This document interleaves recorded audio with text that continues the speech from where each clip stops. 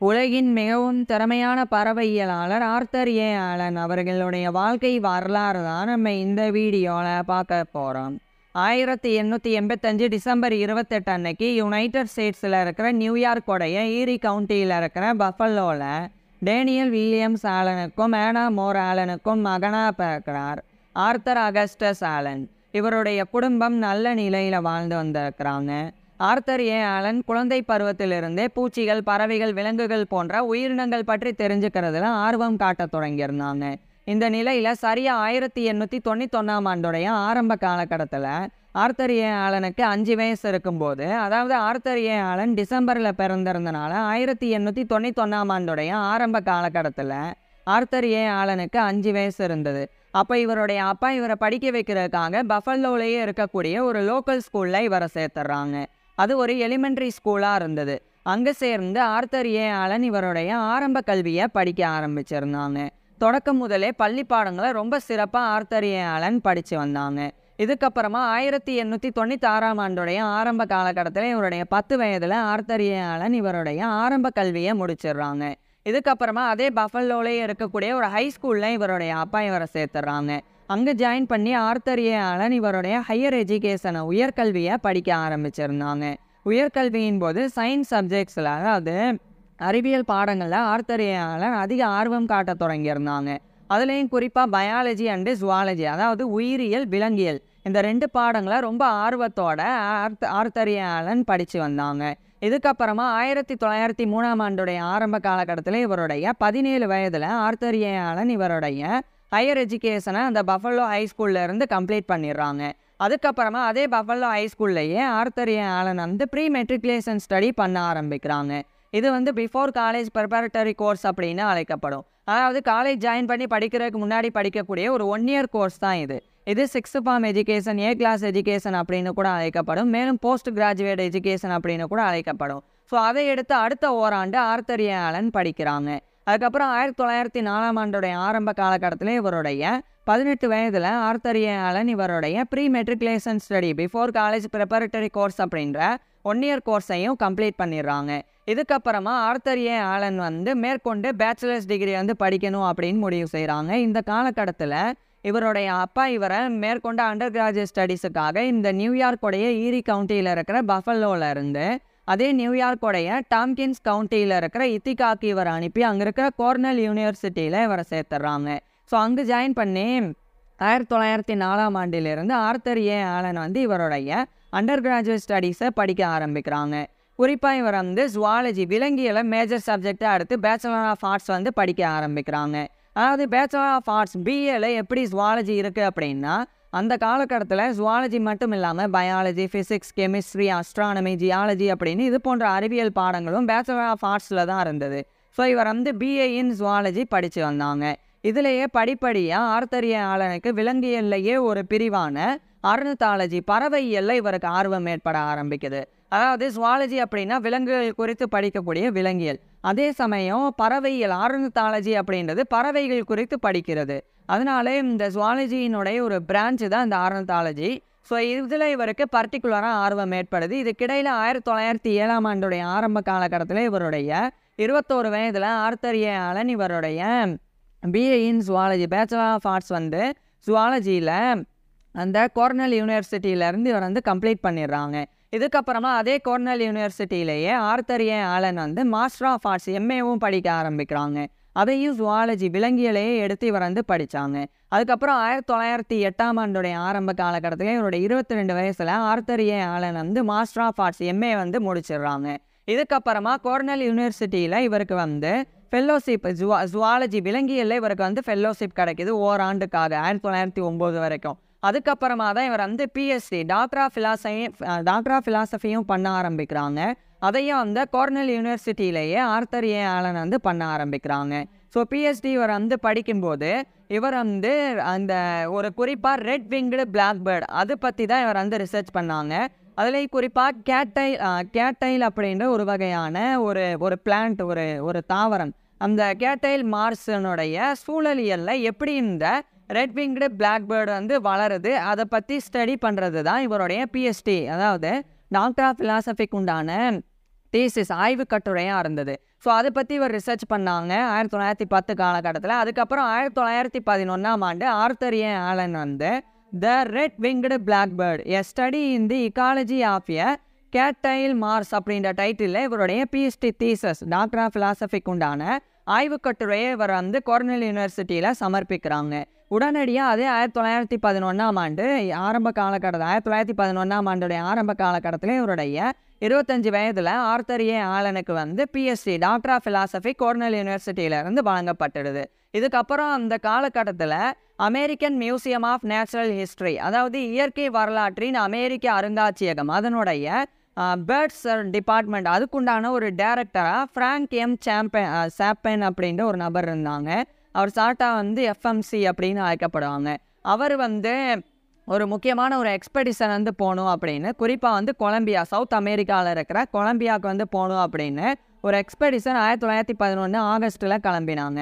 அப்போ author A ஆலனுக்கு வந்து பறவையெல்லாம் ஆர்வம் இருக்குது அப்படின்றத அவர் தெரிஞ்சுக்கிட்டு அந்த எஃப்எம்சி அப்படின்ற அந்த டைரக்டரை வந்து இவரை அழைக்கிறாங்க. ஸோ இவர் 1911 ஆகஸ்ட்டில் அவங்க கூட இணைஞ்சு கொலம்பியாவுக்கு எக்ஸ்பெடிஷன் போகிறாங்க. போனது மட்டும் இல்லாமல் ஆர்த்தர் ஏ ஆலன் வந்து 15 விதமான பேர்ட் ஸ்பீசிஸை இவர் வந்து புதுசாக கண்டறிஞ்சாங்க. அது நாள் வரைக்கும் அது வந்து கண்டறியப்படாத பறவை இனங்கள் அதை ஆர்த்தர் ஏ ஆலன் வந்து அங்கே கொலம்பியாவில் கண்டறிஞ்சாங்க.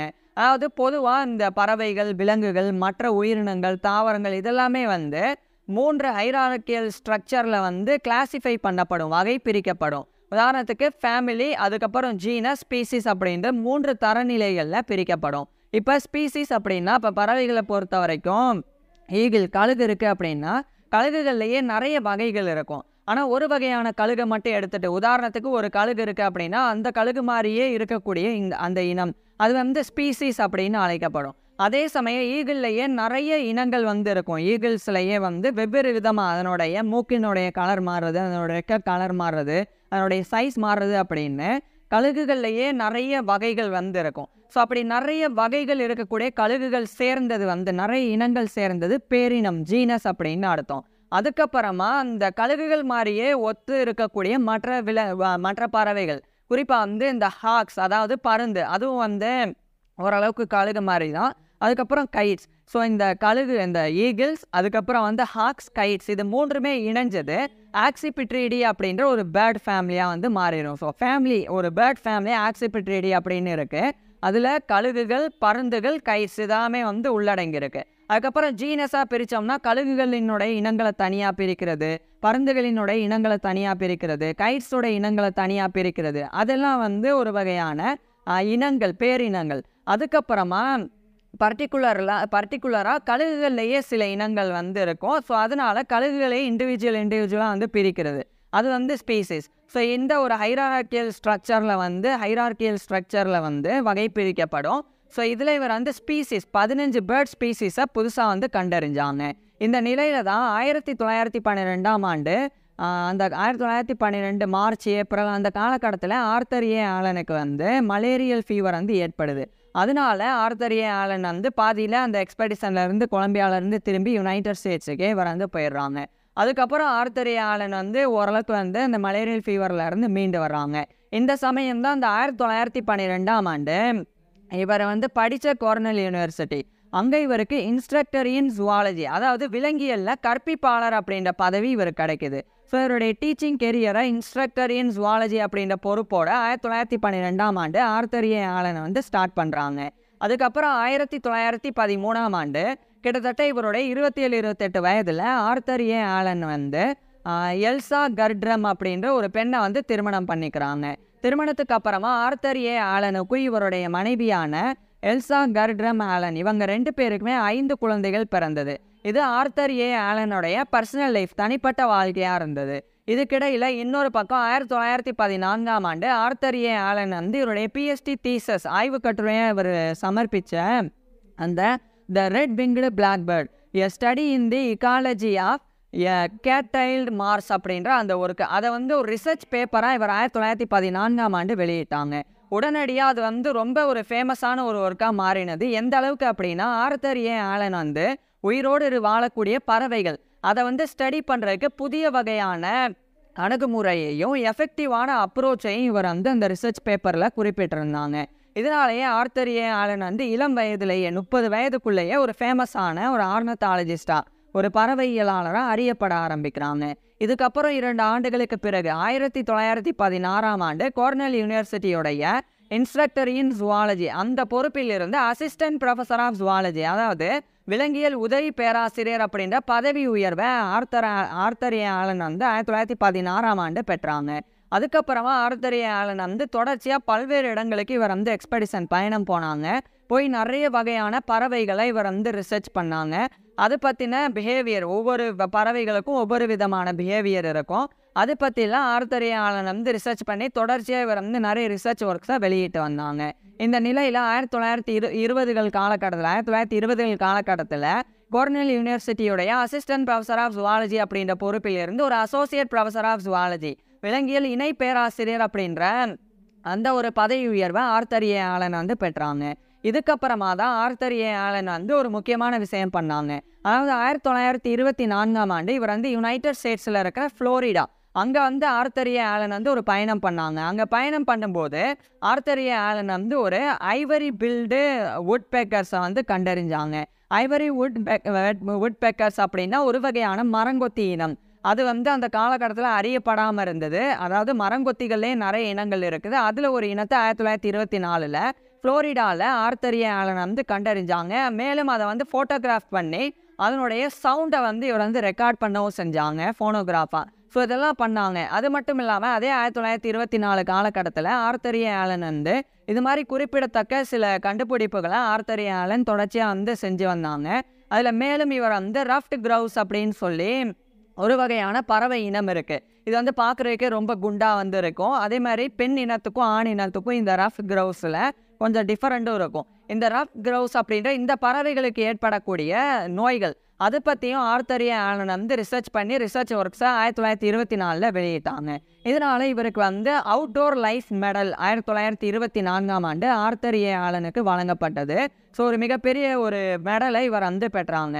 அதுக்கப்புறமா ஆர்த்தர் ஏ ஆலன் வந்து தொடர்ச்சியாக இன்னும் சில முக்கியமான ரிசர்ச் ஒர்க்ஸில் 1925 காலகட்டத்திலையும் ஆர்த்தர் ஏ ஆலன் வந்து தொடர்ந்து ஈடுபட்டு வந்தாங்க. பல்வேறு இடங்களுக்கு இவர் வந்து பயணம் போகவும் ஆரம்பிச்சிருந்தாங்க.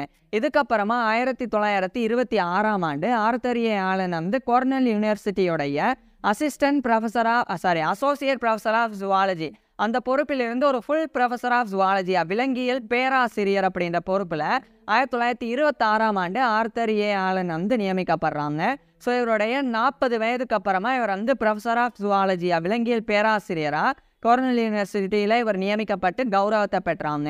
அதுக்கப்புறமா ஆர்த்தர் ஏ ஆலனுடைய மனைவி, அவங்க வந்து 5 குழந்தைகள் ஆர்த்தர் ஏ ஆலனுக்கும் இவருடைய மனைவிக்கும் பிறந்திருந்தனால ஆரம்பத்தில் ஆர்த்தர் ஏ ஆலனுடைய மனைவி வந்து அந்த 5 குழந்தைகள் வளர்ப்பில் ஈடுபட்டாங்க. அதுக்கப்புறம் தான் ஆர்த்தர் ஏ ஆலனுடைய மனைவியான எல்சா கர்ட்ரம் ஆலன் அவங்க வந்து பிஎஸ்டி வந்து டாக்டர் ஆஃப் ஃபிலாசபி பண்ண ஆரம்பிக்கிறாங்க கார்னெல் யூனிவர்சிட்டியில். ஆர்த்தர் ஏ ஆலனுக்கு கீழே ஸோ இவருடைய மனைவி இவர் கீழே பிஎஸ்டி வந்து பண்ணுறாங்க. 1929ஆம் ஆண்டு இவருடைய மனைவி வந்து பிஎஸ்டி வந்து முடித்தாங்க. இது ஒரு பக்கம் இருக்குது. அதே 1929ஆம் ஆண்டு ஆர்த்தர் ஏ ஆலன் வந்து ஒரு முக்கியமான ஒரு ஒர்க்கில் ஈடுபட ஆரம்பிக்கிறாங்க. அதாவது பேர்ட் சாங்ஸ் அதை வந்து ரெக்கார்ட் பண்ணக்கூடிய அதில் ஒரு பயணியராக ஒளிப்பதிவு செய்யக்கூடியதில் ஒரு முன்னோடியாக 1929ஆம் ஆண்டு ஆர்த்தர் ஏ ஆலன் வந்து மாறுறாங்க. பேர்ட் சாங்ஸ் அப்படின்னா பாட்டை குறிக்கலை. பேர்ட் சாங்ஸ் அப்படின்றது பறவைகள் வந்து தங்களுக்குள்ளே கம்யூனிகேட் பண்ணுறதுக்கு எழுப்பக்கூடிய வோக்கல் சவுண்ட்ஸ், அவங்க எழுப்பக்கூடிய சத்தம், அதான் வந்து பேர்ட் சாங்ஸ் அப்படின்னு அழைக்கப்படும். சில பறவைகள் வந்து உண்மையிலேயே மியூசிக் மாதிரியே அவங்களுடைய சவுண்ட் வந்து இருக்கும். ஒரு சில பறவைகள் வந்து கூவும், ஒரு சில பறவைகள் வந்து கரைக்கும், இது மாதிரிலாம் இருக்குது. ஸோ அந்த பறவைகளினுடைய சவுண்ட்ஸ் அந்த சவுண்ட்ஸ் தான் வந்து பேர்ட் சாங்ஸ் அப்படின்னு. அதை ரெக்கார்ட் பண்ணணும். அதை ரெக்கார்ட் பண்ணி அதனுடைய தனித்துவத்தை வந்து ரிசர்ச் பண்ணணும். அதில் ஆர்த்தர் ஏ ஆலன் வந்து ஈடுபட தொடங்குறாங்க. குறிப்பாக இவருடைய ஸ்டூடெண்டாக ஆல்பர்ட் ஆர் பிராண்ட் அப்படின்னு சொல்லி ஒரு நபர் இருந்தாங்க. அவர் இந்த பேர்ட் சாங்ஸை வந்து ரெக்கார்ட் பண்ணுறதுல மும்முரமாக இந்த காலகட்டத்தில் ஈடுபட்டாங்க. இதுக்கிடையில் 1930ஆம் ஆண்டு பேர்ட் லைஃப் அப்படின்னு சொல்லி ஒரு புக் எழுதி ஆர்த்தர் ஏ ஆலன் வந்து வெளியிட்டாங்க. இந்த பேர்ட் லைஃப் அப்படின்ற இந்த ஒரு புத்தகமானது ஆர்னத்தாலஜி, பறவையியலை வந்து அறிமுகப்படுத்தும் விதமாக இருந்தது. குறிப்பாக அது மாணவர்களுக்கு மட்டும் இல்லாமல் பொதுமக்களுக்கும் பறவையியலை ரொம்ப எளிமையாக அறிமுகப்படுத்தக்கூடியதாக அந்த பேர்ட் லைஃப் அப்படின்ற புத்தகம் அமைஞ்சது. அதை ஆர்த்தர் ஏ ஆலன் 1930ஆம் ஆண்டு எழுதி வெளியிட்டாங்க. அதுக்கப்புறமா 1883 காலகட்டத்திலிருந்து பறவையியலில் இருக்கக்கூடிய குறிப்பாக அமெரிக்கன் ஆர்னத்தாலஜி அமெரிக்க பறவையியலில் ஏற்பட்டிருக்கக்கூடிய முன்னேற்றங்கள் பற்றி இவர் வந்து ரிசர்ச் பண்ணாங்க. இதுக்கிடையில் 1932ஆம் ஆண்டு பேர்ட் சாங்ஸோடைய ஃபஸ்ட்டு ஃபோனோகிராஃப் ஆனது வெளியிடப்பட்டது. அது வெளியிடப்படுறதுக்கு மிக முக்கிய காரணமாக ஆர்த்தர் ஏ ஆலனும் ஒரு நபராக இருந்தாங்க. ஸோ 1929 அந்த ஒர்க்கு ஆரம்பிச்சிருந்தாங்க. 1932ஆம் ஆண்டு அந்த பேர்ட் சாங்ஸோடைய ஃபோனோகிராஃப் வெளியிடப்பட்டது. ஸோ ஒரு இம்பார்ட்டன்ட் கான்ட்ரிபியூட்டராக ஆர்த்தர் ஏ ஆலன் இருந்தாங்க. அதுக்கப்புறமா ஆர்த்தர் ஏ ஆலன் வந்து 50 years progress of American ornithology 1883 to 1933 அப்படின்னு சொல்லி அந்த 50 ஆண்டுகள் 1883 to 1933 வரைக்கும் இந்த 50 ஆண்டுகளில் அமெரிக்க பறவையியலில் ஏற்பட்டிருக்கக்கூடிய முன்னேற்றங்கள் பற்றி அந்த புக்கை 1933ஆம் ஆண்டு ஆர்த்தர் ஏ ஆலன் எழுதி வெளியிட்டாங்க. அதுக்கப்புறமா 1934ஆம் ஆண்டு ஆர்த்தர் ஏ ஆலன் வந்து ஒரு முக்கியமான பயணம் பண்ணுறாங்க, ஹட்சன் பே. அதுக்கு வந்து இவர் வந்து பயணம் பண்ண ஆரம்பிக்கிறாங்க. இந்த ஹட்சன் பே அப்படின்றது கனடாவில் அமைஞ்சிருக்கு. குறிப்பாக கனடாவில் இருக்கிற ஆன்டேரியோ அதனுடைய நார்த்தில் குபேக் அப்படின்ற இடத்துடைய வெஸ்ட்டில், அதுக்கப்புறமா வந்து இன்னும் சில இடங்கள் குறிப்பாக வந்து நனவுட் அப்படின்னு ஒரு இடம் இருக்குது, அதனுடைய சவுத் ஈஸ்டில் வந்து அது வந்து அமைஞ்சிருக்கு இந்த ஹட்சன் பே அப்படின்றது. இது மாதிரி இன்னும் சில இடங்களை வந்து குறிப்பாக வந்து மேனிடோபா அப்படின்ற இடத்தினுடைய நார்த் ஈஸ்டில் அமைஞ்சிருக்கு. ஸோ அந்த 4 இடங்களுக்கு இடையில் கனடாவில் அமைஞ்சிருக்கக்கூடிய இடம் தான் ஹட்சன் பே அப்படின்றது. அங்கே 1934ஆம் ஆண்டு ஆர்த்தர் ஏ ஆலன் வந்து பயணம் பண்ணி அங்கே இருக்கக்கூடிய பேர்ட் ஸ்பீசிஸ் பற்றியும் இவர் வந்து ரிசர்ச் பண்ணாங்க. இதுக்கப்புறமா 2 ஆண்டுகளுக்கு பிறகு 1936ஆம் ஆண்டு வைல்ட் லைஃப் சொசைட்டி வனவிலங்கு சங்கம் அப்படின்னு ஒன்று ஆர்த்தர் ஏ ஆலன் 1936ஆம் ஆண்டு நிறுவினாங்க. நிறுவன பிறகு 2 ஆண்டுகளுக்கு அப்புறமா 1938ஆம் ஆண்டு அந்த வைல்ட் லைஃப் சொசைட்டியோடைய லீடிங் பொசிஷனில் இவர் வந்து ஓராண்டு 1938 to 1939 வரைக்கும் ஆர்த்தர் ஏ ஆலன் வந்து திகழ்ந்தாங்க. இதுக்கப்புறம் இந்த 1939ஆம் ஆண்டு 2ஆம் உலகப் போரானது ஒரு பக்கம் தொடங்குது.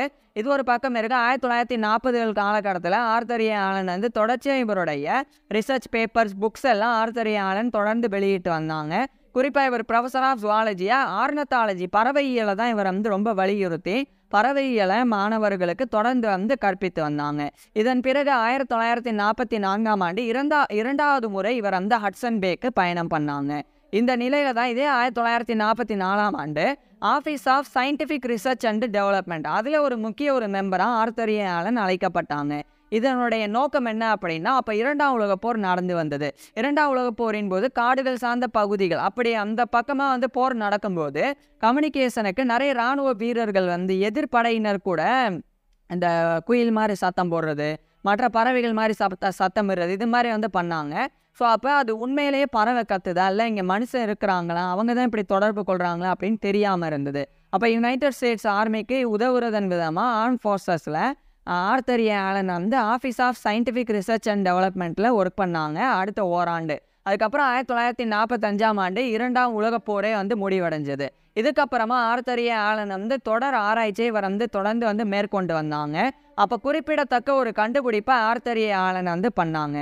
அதாவது பிரிசல் தைடு கர்லூ அப்படின்னு சொல்லி ஒரு வகையான ஒரு சில இனங்கள் வந்து இருக்குது. அதில் இந்த பிரிசல் அப்படின்னு ஒரு வகையான பறவை இனம், அதனுடைய இருப்பிடம் அதனுடைய கூடு அது நாள் வரைக்கும் கண்டுபிடிக்கப்படாமல் இருந்தது.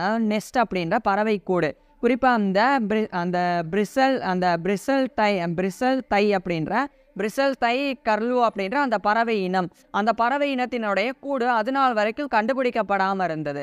அதை ஆர்த்தர் ஏ ஆலன் தான் வந்து கண்டுபிடிச்சாங்க. கண்டுபிடிச்சது மட்டும் இல்லாமல் அதுக்குண்டான ஒரு அங்கீகாரத்தை 1948ஆம் ஆண்டு நேஷனல் ஜியாகிரபிக் சொசைட்டி தரப்பிலிருந்து பெற்றாங்க. அதாவது நேஷனல் ஜியாகிரபிக் சொசைட்டி தரப்பிலிருந்து 1948ஆம் ஆண்டு ஆர்த்தர் ஏ ஆலனுக்கு பர் பிரைஸ் ஆனது வழங்கப்பட்டது. இது வந்து இந்த பிரிசல் தை கர்லூ இதனுடைய இருப்பிடம் அந்த நெஸ்ட்டை வந்து கண்டுபிடிச்சதுக்காக இவருக்கு வந்து வழங்கப்பட்டது. இதுக்கப்புறமா ஆர்த்தர் ஏ ஆலன் வந்து தொடர்ச்சியாக இன்னும் சில இடங்களுக்கு வந்து இவர் வந்து பயணம் பண்ணாங்க. அதில் குறிப்பாக ஒரு விஷயம் சொல்ல தவறிட்டேன். 1935ஆம் ஆண்டு இவர் வந்து யுனைடெட் ஸ்டேட்ஸோடைய லூயிசியானாவில் இருக்கக்கூடிய சிங்கர் ட்ராக்ட் அப்படின்ற இடத்துக்கு போய் அங்கே இருக்கக்கூடிய ஐவரி பில்டு வுட் பெக்கர்ஸை வந்து இவர் வந்து ஃபோட்டோகிராஃப் பண்ணாங்க. அதை பற்றி ரிசர்ச் பண்ணாங்க. அதனுடைய ஆடியோவை ரெக்கார்ட் பண்ணாங்க.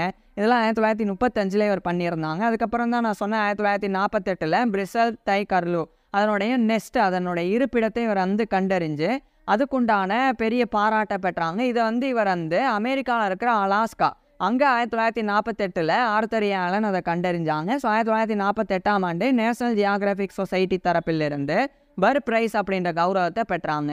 இதுக்கப்புறம் 1950 காலகட்டத்திலையும் இவர் வந்து தொடர் ஆராய்ச்சியை மேற்கொண்டாங்க. இதுக்கப்புறம் 1953ஆம் ஆண்டு கிட்டத்தட்ட இவருடைய 67-68 வயதில் ஆர்த்தர் ஏ ஆலன் வந்து கார்னெல் யூனிவர்சிட்டியோடைய ப்ரொஃபஸர் ஆஃப் ஜுவாலஜி அந்த பொறுப்பிலிருந்து இவர் வந்து ரிட்டையர் ஆயிடுறாங்க.